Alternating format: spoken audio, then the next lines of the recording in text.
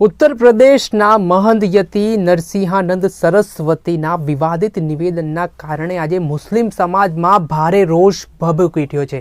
આ ઘટનાને લઈને સમગ્ર દેશભરમાં મુસ્લિમ સમુદાયના લોકો દ્વારા વિરોધ પ્રદર્શન કરવામાં આવી રહ્યું છે। સાથે જ યતિ નરસિંહાનંદ સરસ્વતીની ધરપકડ કરવામાં આવે તે પ્રકારની માંગ સાથે ફરિયાદ પણ નોંધાવવામાં આવી રહી છે। ત્યારે અમદાવાદના એસડીઆઈપીની ટીમ દ્વારા પણ દાણી લીમડા પોલીસ સ્ટેશન ખાતે ફરિયાદ નોંધાવવા માટે ગયા, પરંતુ જે રીતે એસડીપીઆઈના આરોપ છે કે તેમની ફરિયાદ નોંધવામાં નથી આવી, પરંતુ શું કારણ હતું તેમનું ફરિયાદ નોંધવા પાછળ, શું કહી રહ્યા છે ત્યાંના જે એસડીપીઆઈના આગેવાનો, વાત કરીશું આ વિડીયોમાં। નમસ્કાર દર્શક મિત્રો, સ્કાયનેટ મીડિયામાં આપનું સ્વાગત છે। હું છું ફૈઝાન। કેટલાક ધર્મગુરુઓ, જેમાં મુસ્લિમ સમુદાય અને હિન્દુ સમુદાયમાં છે, ધર્મગુરુઓનું કામ છે કે લોકોમાં સારું જ્ઞાન પીરસવું, લોકોને સાચા માર્ગ ઉપર લઈ જવું, પરંતુ કેટલાક નિવેદનો જે રીતે ધર્મગુરુઓના સામે આવતા હોય છે તેના કારણે દેશની શાંતિ પણ ડહોળાતી હોય છે। ત્યારે હાલ ઉત્તર પ્રદેશના જે ડાસનાના મહંત છે યતિ નરસિંહાનંદ સરસ્વતી, તેમના દ્વારા હાલ મુસ્લિમ સમુદાયના જે પૈગંબર છે હઝરત મોહમ્મદ સલ્લલ્લાહુ અલૈહિ વસલ્લમ, તેમને લઈને એક વિવાદિત નિવેદન આપ્યું છે। આ ઘટનાના કારણે સમગ્ર દેશમાં તેના ઘેરા પડઘા પડ્યા છે। આ ઘટનાને લઈને મુસ્લિમ સમુદાય દ્વારા સમગ્ર દેશભરમાં વિરોધ પ્રદર્શન કરવામાં આવી રહ્યું છે અને નરસિંહાનંદ મહંતની ધરપકડ કરવામાં આવે તે પ્રકારની માંગ કરવામાં આવી રહી છે। અલગ અલગ જગ્યાએ આવેદનપત્ર પણ પાઠવવામાં આવી રહ્યા છે।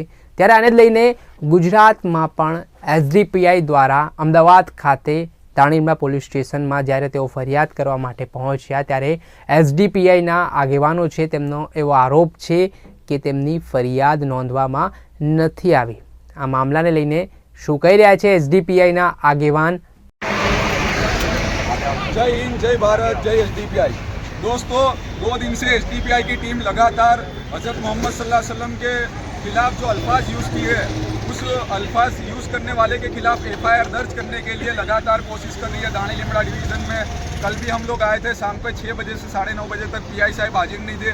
फिर हमने फ़ोन करा तो दोपहर में 12 बजे का टाइम दिया था। दोपहर 12 बजे हम पीआई साहब के पास आए तो वो हाजिर नहीं थे। फिर हमने डीसीपी ऑफिस जाकर उनको फ़ोन करवाया तो पीआई साहब ने खुद फ़ोन करा कि हम हाँ मिलने के लिए मैं तैयार हूँ। इसके बाद हम यहाँ पर मिलने के लिए आए दाणी लिमड़ा डिवीज़न के अंदर। तो पीआई साहब का कहना है कि एक एफआईआर हो जाए तो दूसरी जगह से, कई जगह से एफआईआर नहीं होती है। और उसके अलावा पीआई साहब का ये भी कहना है कि यूपी में मामला बनाए, तुम लोग यहाँ पर क्यों एफआईआर करना है।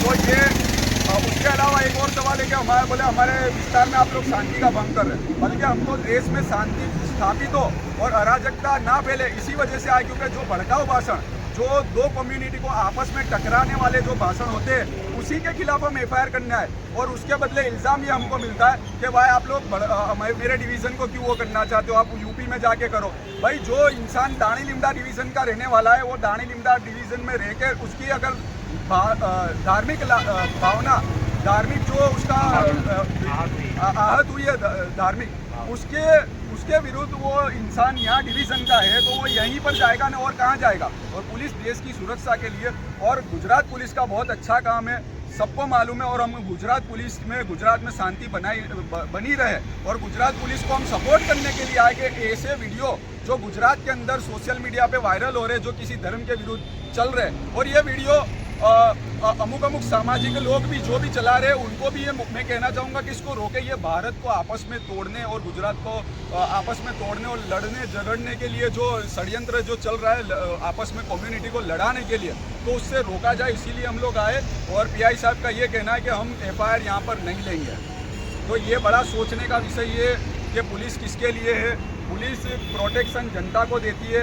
एक जनता, एक नागरिक जो है, उसकी धार्मिक लागणी दुखाई जा रही है, और एक बड़े पैगंबर के विरुद्ध जो खराब अल्फाज यूज़ किए हैं उसको रोका जाए, देश के अंदर शांति का माहौल बना रहे, इसीलिए हम लोग आए थे। लेकिन गुजरात पुलिस के अंदर, अहमदाबाद पुलिस के अंदर जो दाणी लिमड़ा डिवीज़न आता है, वो डिवीज़न के पुलिस अधिकारी का कहना है कि हम एफआईआर नहीं लेंगे।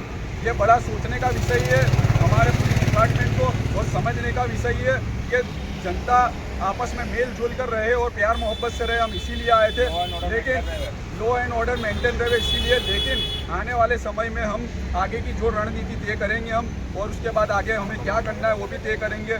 आगे कौन से डीसीपी ऑफिस जाना है, सीपी ऑफिस जाना है, जहाँ तक की लड़ाई होगी हमारी टीम जो भी तय करेगी आगे हम वो करेंगे। जय हिंद, जय भारत, जय एसडीपीआई।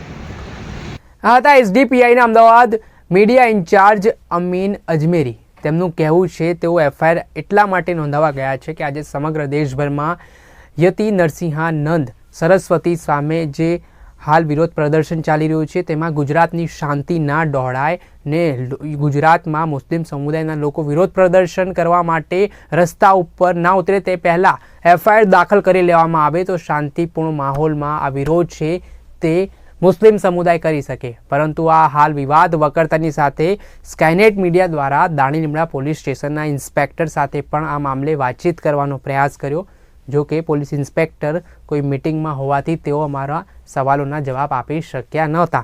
પરંતુ હાલ જે ગંભીર આરોપ સામે આવી રહ્યા છે અનેક પ્રકારના સવાલો પણ અહીંથી ઉઠી રહ્યા છે. જો આ જ પ્રકારે ધર્મગુરુઓ દ્વારા વિવાદિત નિવેદન આપવામાં આવશે, ઝેર રોકવામાં આવશે તો સમગ્ર દેશની શાંતિ ડહોળાશે, દેશમાં એકતા અખંડિતતા છે તે તૂટશે. ની વાત આમ તો ભારત સમગ્ર વિશ્વમાં એકતા, ભાઈચારા, અખંડિતતા માટે જાણીતું છે.